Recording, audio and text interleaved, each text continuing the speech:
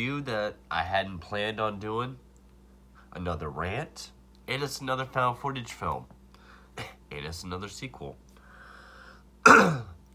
So my last video was a rant on Paranormal Activity 4. Because I just happened to be looking through Hulu and I saw it was on there. I also saw that this was on there and I thought, well, why not just do both?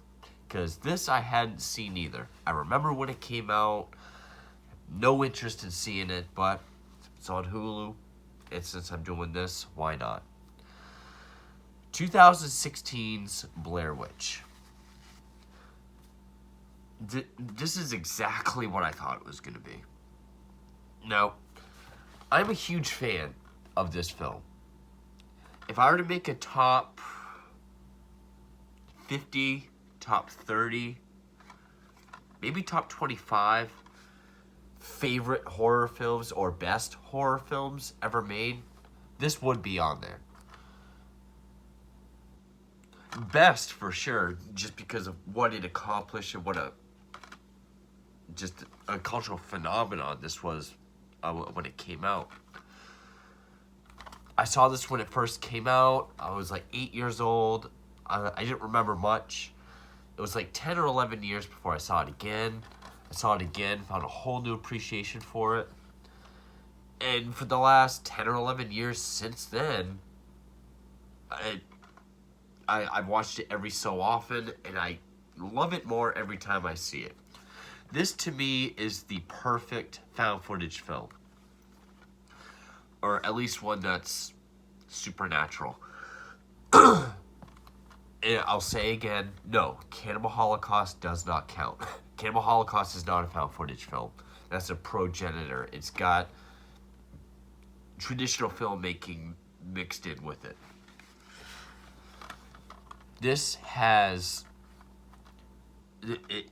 It is just oozing with atmosphere, methodical tension, great acting, very authentic acting.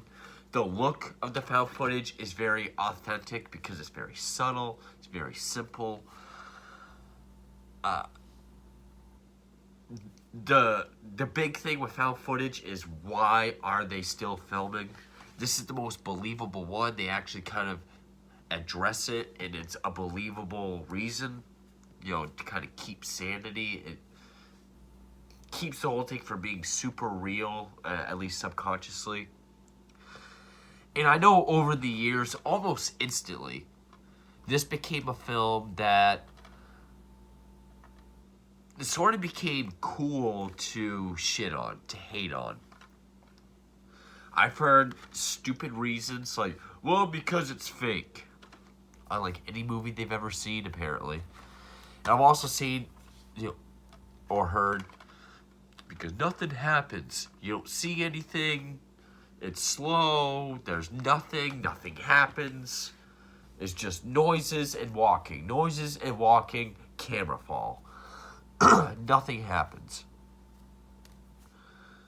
Apparently they don't appreciate movies like Jaws either, which what you don't see is scarier.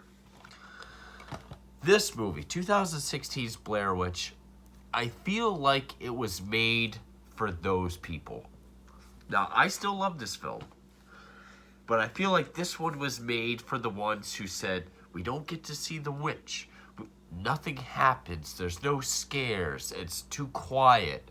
It's too subtle. Because this movie is nothing but jump scares, loud noises. We see the witch, and it's stupid. And I don't like the look of the witch at all. In fact, one of the reasons why I think it was genius that we didn't see the witch, because no matter what you put on the screen, it's going to look stupid. It's always going to be subpar to what you were expecting. It's going to look silly even in time eventually. I'm glad they didn't show the witch in the original. But they showed the witch, and then it adds all this complex, pretty convoluted aspects to it that were absent in the first, or can do without in the first. It's like, all the subtlety that went with the Blair Witch Project is dead. It was killed by 2016's Blair Witch. Now, 5 minutes in, with all that said, while it was being made, it went under the title as The Woods. And it was a cover like this, but I believe it was without the Blair Witch stick figure. Or it was there, but it was hidden. It was just called The Woods. And then it came out like, oh no, it's actually Blair Witch 3. I think it went by the title Blair Witch 3 at one point. And then it was, no, it's actually a direct sequel to the original. But it's also, it's not a remake, but it's a soft reboot. It did what a lot of sequels around this time did. You know, Predators did it, Jurassic World did it, 2018's Halloween, not so much, but it's a direct sequel that cancels out everything that came since, which in this case is good because Book of Shadows is just a terrible movie that can easily be canceled out. But not only is it a direct sequel to the original, but it's essentially remaking the original with whatever additions they're doing to it in tone or whatever. Because this movie is pretty much the same beats, plot-wise, as the original. It was directed by Adam Wingard, who I know is kind of a celebrated filmmaker. I mean, he directed You're Next, which I think is an okay film. I don't love it like almost everyone else does. He directed a segment on both VHS films. He directed Godzilla vs. King Kong. Written by Simon Barrett. It was made for $5 million, and it made $45.2. Which, for a Blair Witch film, seems kind of low. But I think that also shows people didn't really want it, didn't really need it. They didn't ask for it. Especially since the first one made almost $250 million on a budget less than $1 million.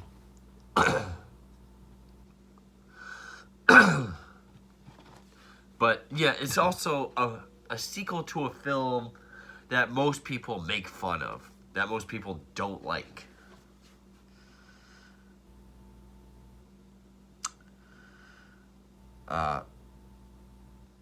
Actually, the first film had a budget less than $100,000. So yeah, that's a staggering return. And the connective tissue between this one and the original was Heather Donahue. The girl from the original film, it's her younger brother James that believes she could still be out there. Or at least her body. But he makes it sound like her herself.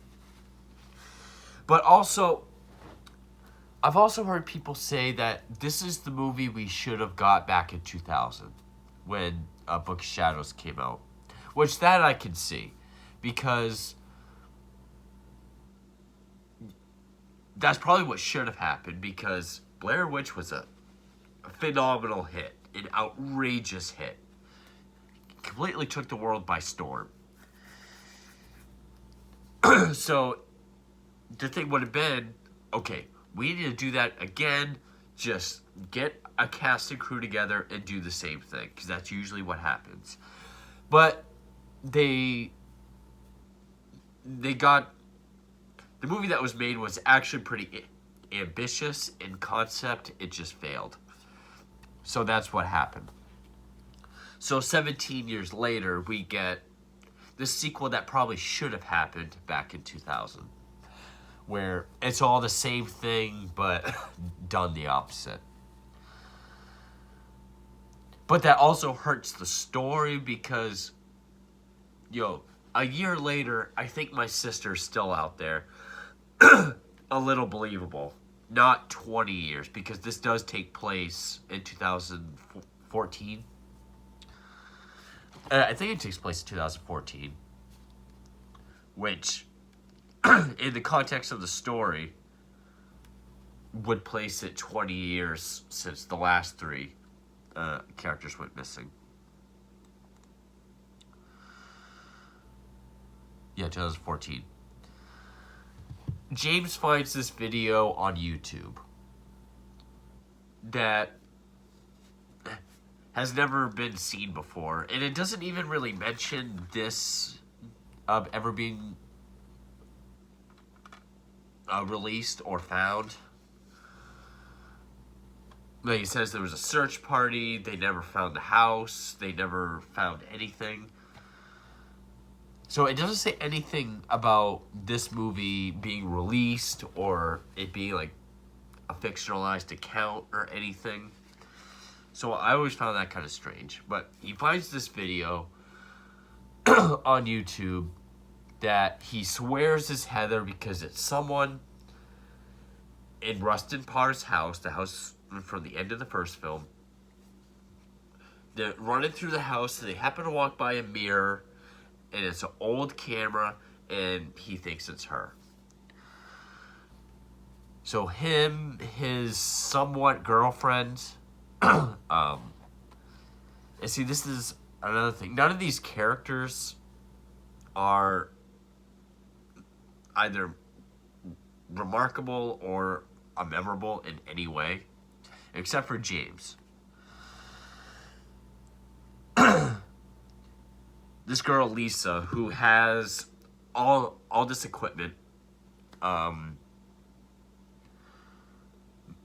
ton of earpiece cameras, handheld cameras. This other friend has a drone that they bring out, which that is one thing that kind of sets off the whole look and feel of the film, for me at least, because in the first movie, you have 2 or 3 cameras, older cameras that really make it feel authentic.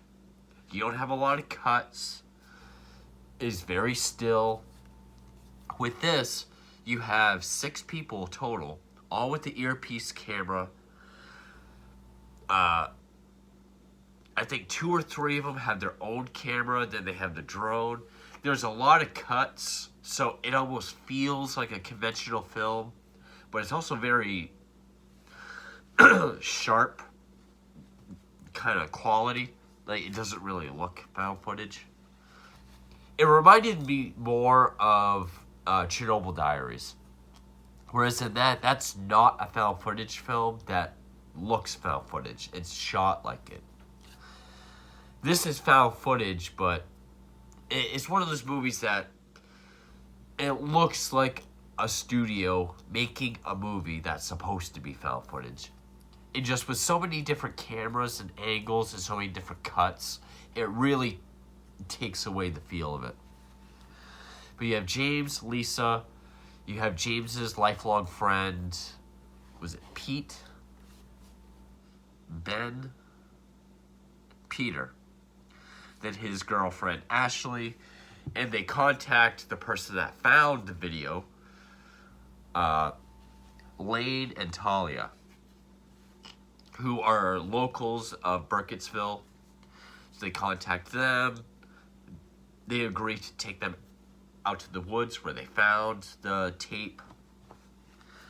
But first, like the original film, they go out drinking, they stay at a hotel, and then they go out just like the beginning of the original film.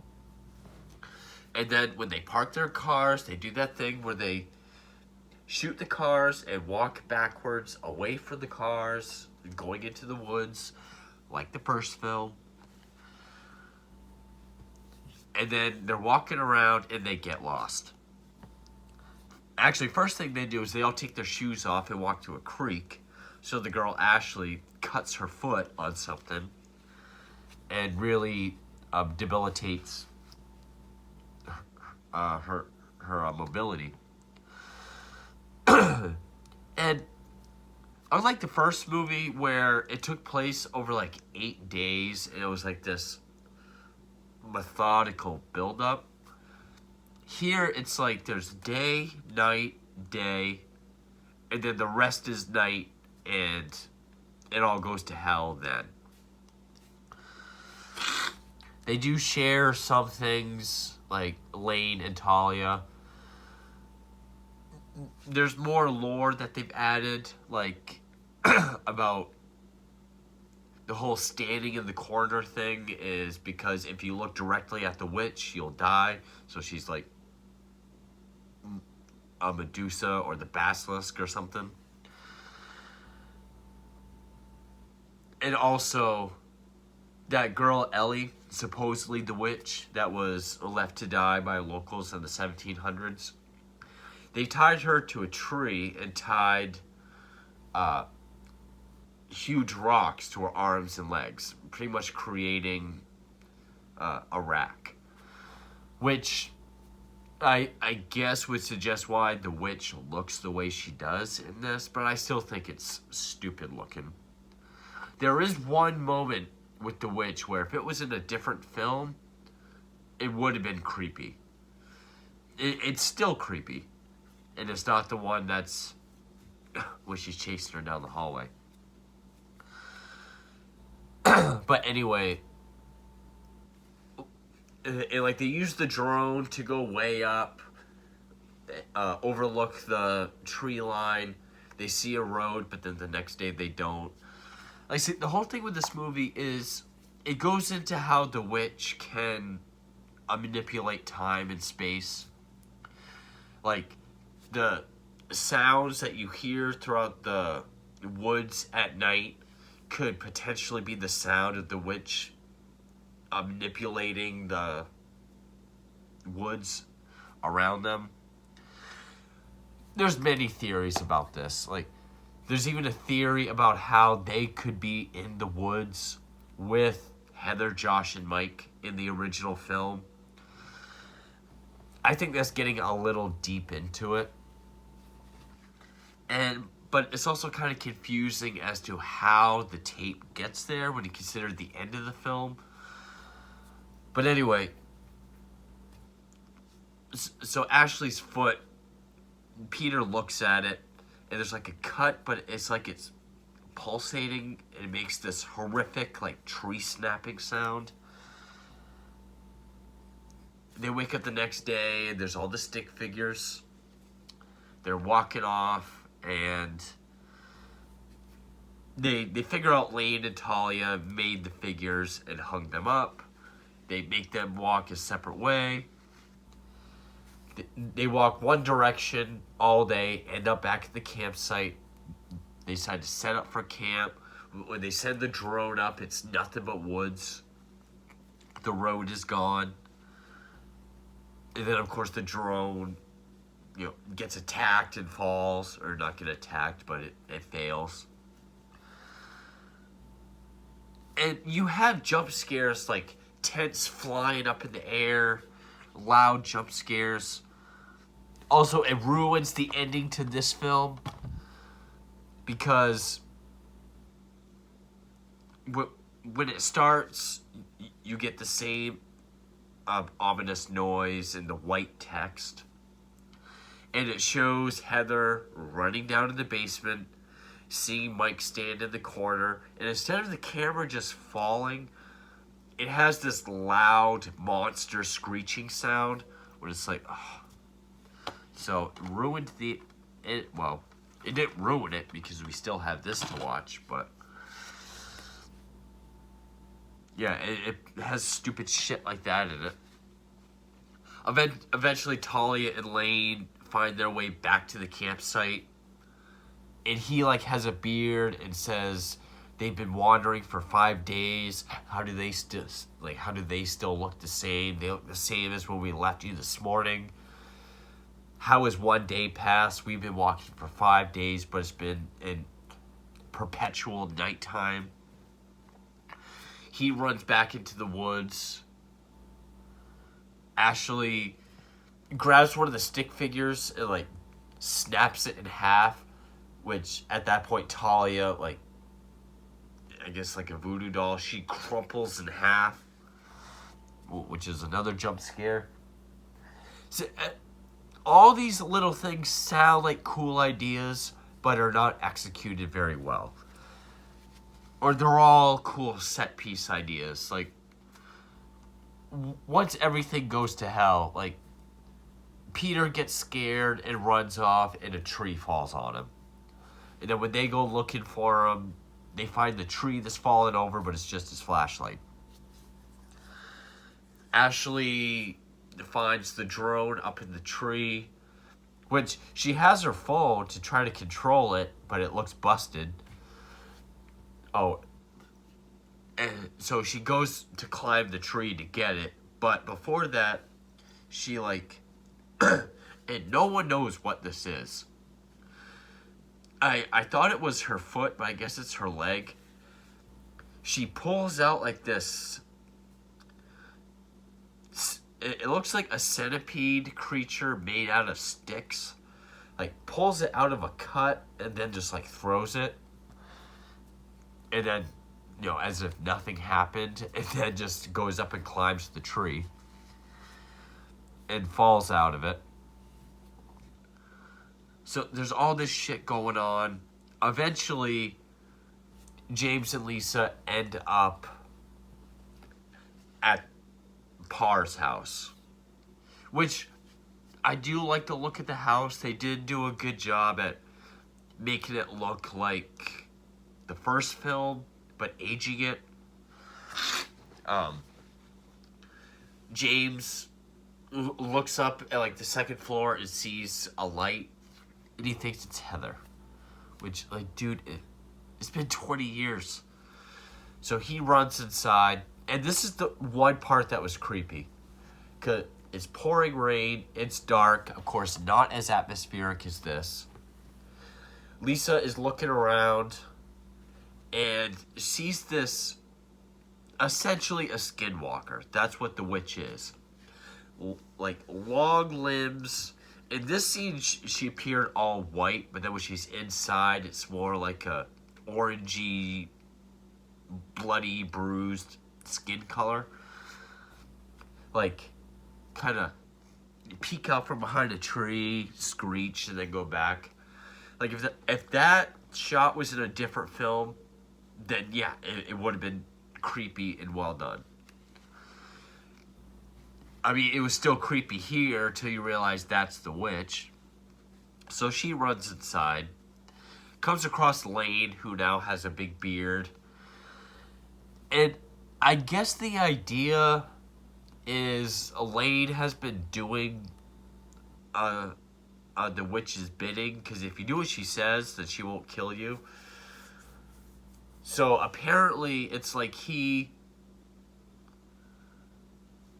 eventually, while Lisa's running through the house, she runs by a mirror, creating a recording that ended up on YouTube for James to find. So it's like Elaine is in this time loop. And I know there's a Blair Witch game with a character named Carver that's kind of like Elaine's situation, where he's in this time loop. So it's like he put it on YouTube and then could bring them out to the woods to the witch. But that just sounds convoluted to me. Because earlier on, when they say, like, how do you know where this place is? And they're like, oh, we've actually never been out in the woods before. Implying that they're not the ones that find the tape. I don't know. I don't really care. So he pushes Lisa. He drags her down to the basement, and there's this trap door. He throws her down it. And it's too high for her to get out. But there's this tunnel that she crawls through. She's still got her earpiece and an old DV camera, which somehow lasts because she has to crawl through water. And I will say this sequence was effective. This is the most effective and scariest scene in the whole film. The only one that's actually scary at all. Now, I can be claustrophobic depending on the situation. If it's like an isolated area where no one can find you and there's no way out, or risk of collapse, then I'm really claustrophobic. In this case, absolutely. And I mean, she is like squeezing herself through this tunnel that is deep underground under the house. And she doesn't know where it's going. And I mean, if it's a dead end or anything, it's not like she can just back her way out. It's like she's stuck. That tunnel has to lead somewhere for her to get out of it. So yeah, that played on claustrophobia. That was an effective sequence. And I mean, there's like puddles and shit down there, and the camera and ear thing still works. She gets out through the house, finds Elaine, stabs him in the throat.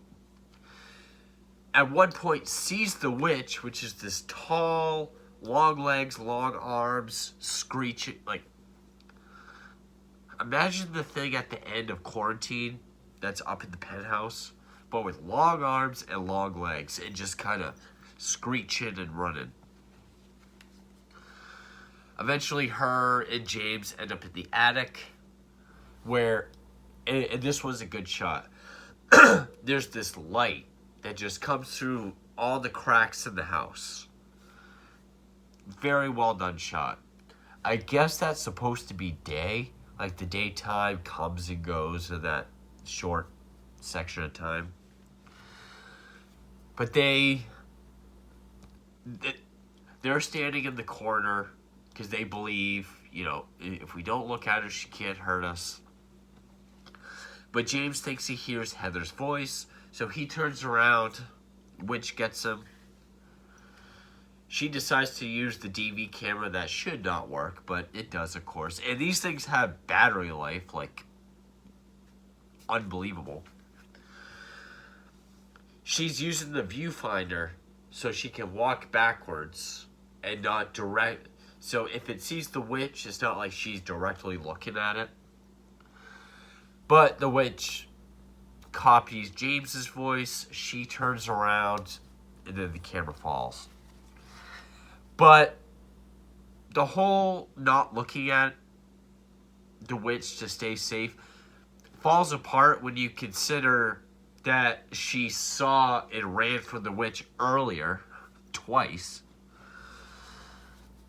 So yeah, I'm not a fan of this movie.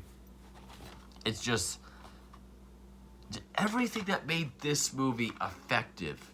And yes, I know it's the popular opinion to say that this movie is lame and boring and too subtle, too quiet. You don't see anything. Nothing ever happens. I think it's effective as hell. It's all in the atmosphere. I love this movie. This is how you do a found footage film. I do believe that this movie was made for all those naysayers because it's full of jump scares. It's full of just loud noises. Everything happens very quickly. It's not a methodical build-up whatsoever. We do see the witch, and she looks more like a skinwalker monster than anything. It tries to build on the folklore, but also get more complex and convoluted in its story with the whole bending of time and space and time loops and the whole story of him trying to find his sister after 20 years. I mean, they could have easily set this in 2000, 2001. Or hell, earlier I said in 2000, it would have been 1 year since his sister was gone. That's wrong, because it takes place in 94. So it would have been 6 years. They could have easily set this at a closer time to make it more believable. Because the guy's also like an EMT or doctor. I think he's an EMT. So I think he should know the likelihood that she's still alive in the woods somewhere. Also, the whole thing about how the house was never found by the search party, or it was burnt down, but now it's still there. So like the witch can create pockets of alternate time and dimensions. It takes the simplicity of this film and just makes it way more complicated than it needs to be. Just how you have 6 characters all with their own earpiece camera, 2 or 3 of them with their own handheld cameras. It creates a lot of different cameras and angles to cut from. Sometimes it cuts to and from very rapidly, that it feels almost like a conventional film. Like it takes the found footage believability away from it, at least in my opinion. I'm just not a fan of this movie. This movie could have easily never been made, and it would have no effect. I really do just think this was made, one, because Blair Witch is a popular name that everybody knows. Even people born after 1999 would be familiar with it, just because the cultural phenomenon that it was, but also how it's just become this film to hate on, to shit on, to make fun of, because of how slow and boring and how nothing happens. Blair Witch is a familiar name that they can cash in on. Not nearly as much, apparently. It only made about 40 million. I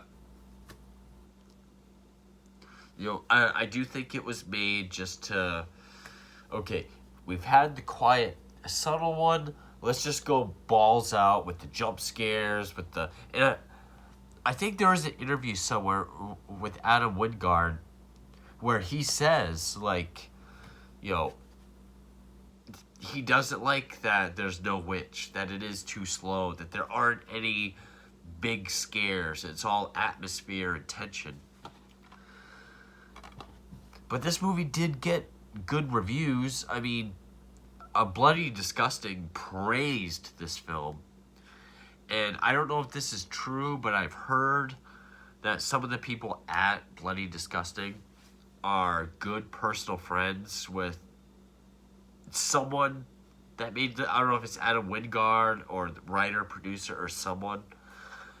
So it really sounds like they're just doing him a solid by giving this just a praising a review. But yeah, this movie sucks. This movie just is the antithesis to the Blair Witch Project. It really is. Because everything that made this movie effective and work and memorable and worth watching is completely reversed or undone or not present in this version. Yeah, 2016's Blair Witch fucking sucks. I think of this movie what most other people think of the original. I will stick with the quiet, subtle, methodical build-up with authentic characters that you care about and can remember their names. The very quaint style that it's shot with very few cameras and angles. The believable reason as to why they're constantly filming. Yes. This is the perfect found footage film. This feels like a studio trying to make it's only found footage because that one is. That's really what it feels like. Because like I said, with all those different cameras and angles and cuts and the quality of the cameras, even the old DV that they keep saying how old it is, even that one looks decent. It's like if Blair Witch wasn't found footage, this one definitely wouldn't be. Well, I mean, that makes sense, but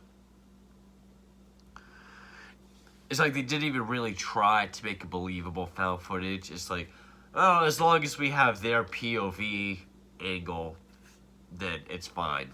Just do that at least. But yeah, I hate this movie. I've gone on way longer than I wanted to, and I'm kind of just rambling now, so I'll end it there. It really is just the same story. Like, it's a sequel that's a reboot. We've seen that done a bunch of times in the last decade or so. So it's plot-wise, it's the same beats as the original film, but done the complete opposite way, and it is ineffective, with the exception of the crawling through the tunnel scene. Jump scares, see the witch, just everything happening really fast and just diving right into it. Overly complex and convoluted aspects and storylines with space and time. Non-likable characters. Yeah. 2016's Blair Witch sucks ass. Thank you for watching.